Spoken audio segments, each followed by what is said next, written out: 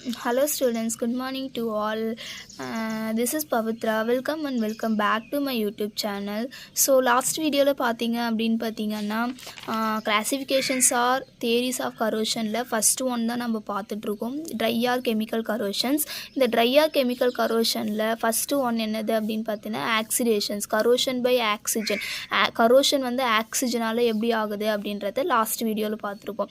In this video we are going to talk about corrosion by ஹைட்ரஜனால எப்படி corrosion ஆகுது அப்படின்றத இந்த வீடியோவில் நம்ம பார்க்க போகிறோம். ஓகேவா?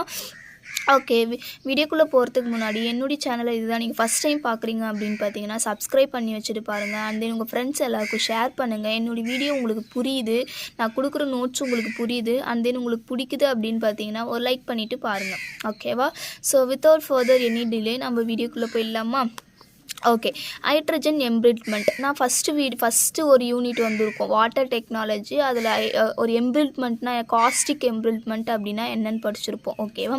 எம்பிரிட்மெண்ட் அப்படின்னா ஒன்றும் கிடையாது, அப்படியே உதிர்ந்து லைட்டாக தொட்டாலே என்ன ஆகும் அப்படின்னு பார்த்திங்கன்னா, நம்ம இது பண்ணாலுமே ஒரு மாதிரி எப்படி சொல்கிறது, நம்ம ஒரு எக்ஸாம்பிள் சொல்லணுன்னா, இது ஒரு சாம்பிராணி, நம்ம அம்மா வந்து வீட்டில் வந்து சாம்பிராணி வச்சுருக்காங்கல்ல, சாம்பிராணி சாமி கும்பிடும் போது வைப்போம்ல ஒரு கட்டி மாதிரி, அது வந்து யூஸ் பண்ணிட்டதுக்கப்புறம் அந்த சாம்பிள் ஹேஷஸ் இருக்கும்ல, அது வந்து அந்த ஷேப்பில் அப்படியே இருக்கும். சாம்பிராணி எப்படி இருந்ததோ அந்த ஷேப்பில் இருக்கும், பட் லைட்டாக தொட்டால் எப்படி டெஸ்ட்ராய் ஆகுது, கொட்டிடுது, அந்த மாதிரி இருக்கும். எம்பிரிட்மெண்ட் அப்படின்னா லைட்டாக தொட்டாலே ஒரு மாதிரி உதிர்ந்து போயிடும் மெட்டல்ஸ் எல்லாம். ஓகேவா? எப்போ அப்படின்னு பார்த்தீங்கன்னா ஒரு ஆர்டினரி டெம்பரேச்சரில். ஓகேவா? ஹைட்ரஜன் எம்பிரிட்மெண்ட் ஆகுது எப்போ அப்படின்னு பார்த்தீங்கன்னா ஒரு ஆர்டினரி டெம்பரேச்சரில் அப்படின்னு சொல்கிறாங்க. ஓகேவா? ஓகே, டெஃபினிஷன்ஸ் பார்த்துடலாமா? Hydrogen embrittlement it is type of corrosions or material degradation. Okay, என்ன ஆகுது? டீக்ரடேஷன் ஆகுது. விச் மெட்டல்ஸ் பிகம் பிரிட்டில்னால் இப்போ சொன்னல ஒரு மாதிரி உதிர்ந்து போகிறது, கிராக் ஒரு மாதிரி இதுவாகிறது, உடஞ்சி போகிறது, அதுதான் பிரிட்டில். அண்டு கிராக் வந்துடும் due to the absorption and diffusions of hydrogens. Okay, அப்போது ஆக்சிஜனால் எப்படி ஆகுதுன்னு சொன்னால், மெட்டல் இருக்குது, மெட்டல் என்விரான்மெண்ட்டில் இருக்கிற ஆக்சிஜன் கூட ரியாக்ட் ஆகிட்டு மெட்டல் ஆக்சைடாக ஃபார்ம் ஆகும்.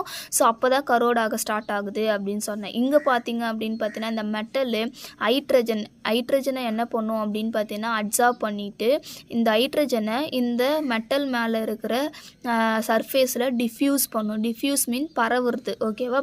பரவும் போது hydrogen atoms into the metal surface. Okay, அப்போ பரவும் போது தான் நம்மளுக்கு என்ன ஸ்டார்ட் ஆகுது? கரோஷன் நடக்க ஸ்டார்ட் ஆகுது. ஒரு ரியாக்ஷன்ஸ் பார்த்துடலாமா? இப்போ அயன் இருக்குது, இதுதான் இந்த மெட்டல், இது கூட ஹைட்ரஜன் சல்ஃபைடு இருக்குது. ஓகேவா? இந்த ஹைட்ரஜன் சல்ஃபைடு மெட்டல் கூட சேரும் போது மெட்டல் சல்ஃபேட்டாக மாறிடும். ஓகேவா? மெட்டல் சல்ஃபைட்டும் மாறிடும். ஓகேவா? அப்போது என்ன ஃபார்ம் ஆகும் அப்படின்னு பார்த்தீங்கன்னா அட்டாமிக் ஹைட்ரஜன். இதுக்கு பேர் என்ன சொல்லுவாங்க அப்படின்னு பார்த்தீங்கன்னா அட்டாமிக் ஹைட்ரஜன்ஸ். 2 ஹைட்ரஜன் ஃபார்ம் ஆகிறதுனால this is call atomic hydrogen அப்படின்னு சொல்லுவாங்க. இந்த அட்டாமிக் ஹைட்ரஜன் என்ன பண்ணும் அப்படின்னு பார்த்தீங்கன்னா இந்த மெட்டல் மேலே இருக்கிற இந்த சர்ஃபேஸ் மேலே போயிட்டு டிஃப்யூஸ் பண்ணிடும். டிஃப்யூஸ் மீன்ஸ் பரவிடும். ஓகேவா? பரவும் போது நம்மளுக்கு என்ன ஆகும் அப்படின்னு பார்த்தீங்கன்னா ஹைட்ரஜன் கேஸாக எவாப்ரேட் ஆகிட்டு அப்போ தான் அந்த மெட்டல் வந்து கரோடாக ஸ்டார்ட் ஆகுதுன்னு அர்த்தம். ஓகேவா? ஒன்றும் கிடையாது, அங்கே எப்படி மெட்டல் ஆக்சிஜன் கூட ரியாக்ட் ஆகிட்டு கரோட் ஆகுதோ இங்கே இந்த மெட்டல் வந்து ஹைட்ரஜன் கூட ரியாக்ட் ஆகும், ஹைட்ரஜன் சல்ஃபைட் கூட. அப்போ நம்மளுக்கு வந்து அட்டாமிக் ஹைட்ரஜன் ஃபார்ம் ஆகும். அந்த அட்டாமிக் ஹைட்ரஜன் இந்த மெட்டல் மேலே ஃபார்ம் ஆகும். இந்த மெட்டலுடைய சர்ஃபேஸ் மேலே ஃபார்ம் ஆகிட்டு ஹைட்ரஜன் கேஸாக எவாப்ரேட் ஆகிட்டு நம்மளுக்கு என்ன ஆகும் அப்படின்னு பார்த்தீங்கன்னா கரோடாக ஸ்டார்ட் ஆகும். இதுதான் வந்து அப்போ கரோடாக ஸ்டார்ட் ஆகும்போது ஹைட்ரஜன் அப்போ அந்த என்ன ஆகும் அப்படின்னு பார்த்தீங்கன்னா கிராக் விழ ஆரம்பிச்சிடும். அந்த மெட்டல் சுற்றி கிராக் விழ ஆரம்பிச்சிரும். அதுக்கப்புறம் பிரிட்டில் ஆகும், உடஞ்சி போகிறதுக்கு ஸ்டார்ட் ஆகிடும். ஓகேவா? இதுதான் வந்து ஹைட்ரஜன் எம்பிரிட்மெண்ட் அப்படின்னு சொல்கிறாங்க. ஒரு ஆர்டினரி டெம்பரேச்சர். இந்த ரியாக்ஷன்ஸ் நடக்கிறது எல்லாமே ஒரு ஆர்டினரி டெம்பரேச்சரில் தான் நடக்கும். ஓகேவா? இது ஹைட்ரஜன் எம்பிரிட்மெண்ட் அப்படின்னு சொல்லுவாங்க. ரெண்டாவது இதுலேயே ரெண்டாவது டைப் ஆஃப் இருக்குது. என்னது அப்படின்னு பார்த்தீங்கன்னா டீகார்பரைசேஷன் அப்படின்னு சொல்லுவாங்க. டீகார்பரைசேஷன் இது எப்போ நடக்கும் அப்படின்னு பார்த்தீங்கன்னா ஒரு ஹை டெம்பரேச்சரில் நடக்கும் அப்படின்னு சொல்கிறாங்க. ஓகேவா? இப்போது ஒரு ஹை டெம்பரேச்சரில் அட்டாமிக் ஹைட்ரஜன் ஃபார்ம் ஆகுது. அந்த ஃபார்ம் ஆகிற அது என்ன எப்படி ஃபார்ம் ஆகும் அப்படின்னு பார்த்தீங்கன்னா ஒரு அட்டாமிக் ஹைட்ரஜன் ஃபார்ம் ஆகுதுன்னு சொல்லிட்டாங்க ஹை டெம்பரேச்சரில். எப்படி அப்படின்னு பார்த்தீங்கன்னா ஒரு தெர்மல் டிசோசியேஷன்ஸ் நடக்கும் அப்படின்னு சொல்கிறாங்க. இங்கே பாருங்கள், H2 இருக்கா, ஹைட்ரஜன் இருக்கா, ஹைட்ரஜனை நான் என்ன பண்ணுறேன் அப்படின்னு பார்த்தீங்கன்னா ஹீட் பண்ணுறேன்.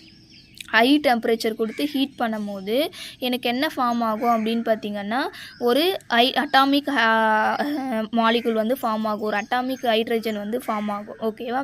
இந்த அட்டாமிக் ஹைட்ரஜனை இப்போ பார்த்தீங்க அப்படின்னு பார்த்தீங்கன்னா ஒரு ஸ்டீலோ ஒரு அயனோ இருக்குது அப்படின்னு பார்த்தீங்கன்னா அதில் அஃப்கோர்ஸ் என்ன இருக்கும் அப்படின்னு பார்த்தீங்கன்னா கார்பன்ஸ் இருக்கும். ஓகேவா?